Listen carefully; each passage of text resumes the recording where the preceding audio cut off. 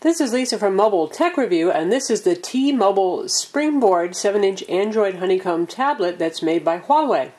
Huawei is a Chinese company who's been making cell phones and selling them in this country for a short period of time, and they're up and coming. In fact, they said they want to be the next HTC, and we're pretty impressed with the quality of this tablet, and they're definitely on the right track. Speaking of the HTC, if you take a look at the back of this tablet, you'll see it looks uncannily like the HTC Flyer 7-inch tablet, almost embarrassingly so.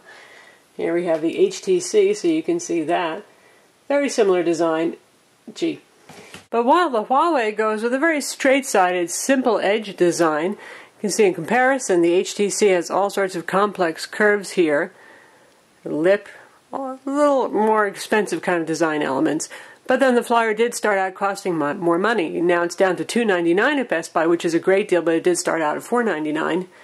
And it is available on Sprint as an EVDO tablet as well. But back to the Huawei. The Springboard runs Honeycomb 3.2. That's the tablet version of the OS. It's currently the latest, greatest, and 3.2 is the version that supports 7-inch displays. Certainly, T-Mobile wants to bring this out as an affordable tablet. We've been told that they're probably shooting for something like $200 with contract, and for that price, it's pretty impressive stuff. And the display is much better quality than the Acer Iconia Tab A100, a 7-inch tablet we liked a lot because that's also running Honeycomb 3.2 on a 1 GHz NVIDIA Tegra 2 dual-core processor. This one runs on a dual-core 1.2 GHz Qualcomm Snapdragon CPU with Adreno 220 graphics. Also no slouch, and about equivalent to the NVIDIA CPU. And it's got a gig of RAM and 16 gigs of internal storage. Now, if you need more storage space, that's not a problem. We've got a door that lifts off. Again, something like the Flyer, but this just pulls off a lot more easily than the Flyers. And here's your SIM card slot. And on the side here, you can see there's the microSD card slot. And it's compatible with cards up to 32 gigs in capacity. This is an HSPA plus 4G tablet. That means that you've got data anywhere that you've got T-Mobile service, and it has Wi-Fi 802.11bgn as well. Of course, as usual, Bluetooth and a GPS. As we take a look around the side here, there's nothing on the bottom. We've got our power port over here. It takes a barrel-style connector jack. Micro HDMI, micro USB for file transfer. There's a microphone hole right there. Up top we have the volume controls and the power button. And on this side we've got stereo speakers and the 3.5mm headphone jack. There's a rear 5-megapixel camera, no flash. And up front, in the corner here, we have a 1.3 megapixel video chat camera. Works with Skype, Google Talk. And once again, I don't know why manufacturers persist in putting the camera in weird places, because people are going to be admiring your left ear. Either that or you're going to be off to the side when you're having a conversation, looking sideways at your chat correspondent. The good news is, speaking of being off to the side, this has relatively wide viewing angles, and it's a nice bright display. Not amazingly bright, but plenty bright enough. It's moderately viewable outdoors, and it has a 1280 by 800 pixel resolution, which is much higher than other 7-inch tablets on the market. They're usually 1024 by 600. That's the same resolution you'll get in a 10.1-inch Android Honeycomb tablet, and that means things are smaller, but nonetheless you can see icons here are still legible, and text is small, but it's readable. So you're getting a lot of resolution here. The tablet is reasonably thin, and it weighs 13 ounces, so under a pound. It's certainly very portable for those of you who think that a 10-inch tablet is just too much to carry around. This guy could fit in a large pocket, a purse, that kind of thing. Battery life so far has been pretty good, and typical of 7-inch tablets. They can't fit as huge a battery in as can 10-inch tablets, but we've been getting about 6 hours of use, and that's going to depend on what you're doing. If you're spending your day streaming YouTube videos, that kind of thing, you're going to have shorter battery life, but if you're just using email, the web browser, PIM applications, reading ebooks, then you're going to have longer battery life.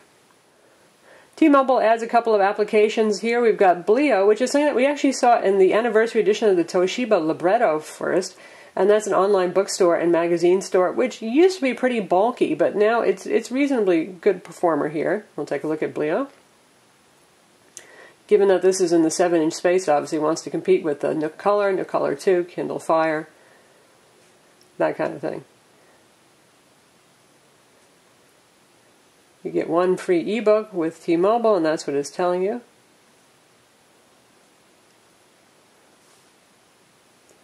The screen is a little finicky about touch. You'll notice me touching a couple of times. I don't know if that's because the resolution is crammed into such small space here, relatively speaking, and is having trouble figuring out what target I'm hitting, what the deal is. So here you can check out New York Times bestsellers, that kind of stuff.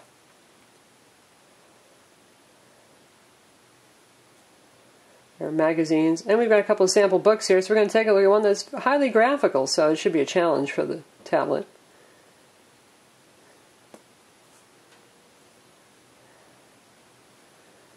And it works in both portrait and landscape modes. You've got facing pages here. Given the small size of the screen, I'm not really sure if that's something that you want to use. If you want to go to settings here, you can change the font size, navigate through the book, choose a theme, make bookmarks. So let's put this in portrait mode. That's reasonably quick.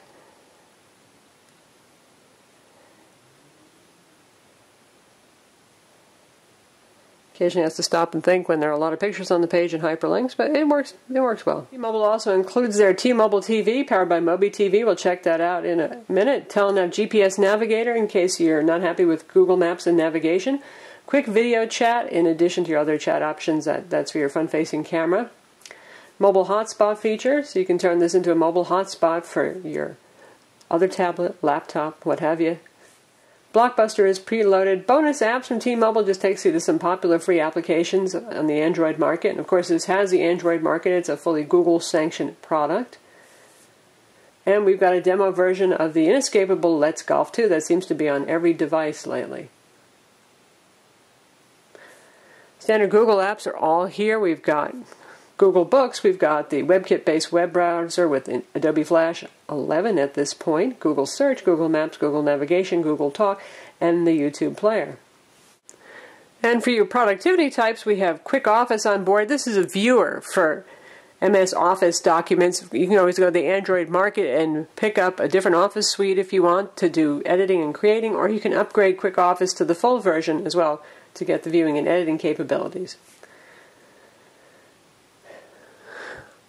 Like pretty much all Honeycomb tablets on the market, this is more than capable of doing Office and PIM application type stuff. And in terms of multimedia, it's also quite capable. It does well on Quadrant. It scored 2020 in our test, which is competitive with other Android Honeycomb tablets. It doesn't blow them out of the water. It's about on par. A few are 100 points faster, a few are 200 points slower. But we're pretty pleased with the results on that. On LinPack, it scores 69 in the multi-thread test, which is very good, and again on par with the best tablets and smartphones. And on the SunSpider Java test, you can see here we've just run the test, and we've got a 2608 for the score. The fastest that we've gotten is a 2420 score. That's very good. That's right up there with the top Android tablets, and certainly equally as good as the iPad 2. In terms of browsing experience, you've got pretty much a standard presentation of the Google browser here. No UI customizations like HTC and Samsung do. Got your little bookmark shortcut right here, or search shortcut, and we'll see how it loads our site. Full desktop site.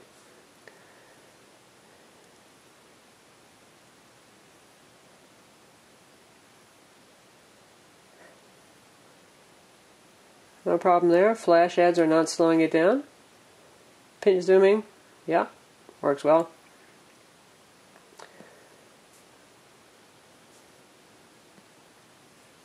And now we'll take a look at Flash video playback using the web browser and full Adobe Flash rather than the mobile version of the YouTube player. We'll take a look at our video review of the HTC Design 4G on Sprint. And you can hear the speakers. For a small tablet, not bad speakers in terms of volume. A little thin, a little tinny, but that's to be expected.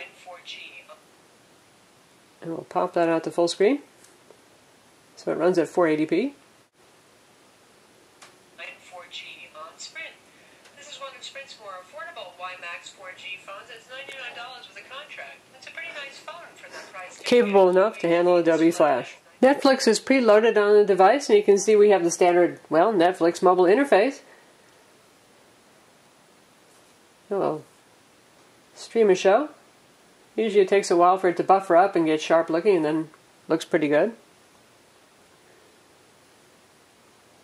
And we're doing this over T-Mobile's HSPA Plus network, not Wi-Fi at the moment. We have a pretty strong signal. This has pretty good reception, by the way. And at average download speeds for HSPA Plus, we see about 3.5 megs down. This is the highest numbers we've seen on T-Mobile. Some go as high as 6 if HSPA 42 device, but it's not bad. So here we are playing a movie in Netflix, and the speakers are at maximum volume now, so again, not terribly loud. We'd show you T-Mobile TV as well, but that service isn't ready to launch because the T-Mobile Springboard won't be available until November 16th, and today's November 1st. The rest of the software is just your standard Honeycomb. There's no customization, as we mentioned, of the browser or of the PIM applications or anything else, really. If you take a look at the calendar, that's your standard calendar. Let's say we want to create a new appointment. Here we are on the new event interface, and you can see Swipe is preloaded here. You can also use the standard Android keyboard if you like, but we like Swipe pretty well. And this has haptic feedback on the screen, which means it vibrates just a little bit and buzzes, as well as auditory feedback, which you can hear here, little clicking sounds of typing. So there you are, standard PIM applications. We like what we see so far with the T-Mobile Springboard. For $200 or around there, we hear it's going to sell for. That's pretty good, and certainly it's an improvement over the Dell Streak 7, which was not a very high-end piece in the 7-inch category of tablets. This one has a higher build quality, nice, bright, super high-resolution display. We note some occasional instability and crashiness, but again, we're probably not even running final firmware on this device. One thing that we're not thrilled with, though, is the relatively insensitive display. We often have to press hard or press twice on this display. You can get used to it, but it's just a bit annoying. I'm Lisa from Mobile Tech Review, and this is the T-Mobile Springboard 7-inch Android Honeycomb tablet made by Huawei.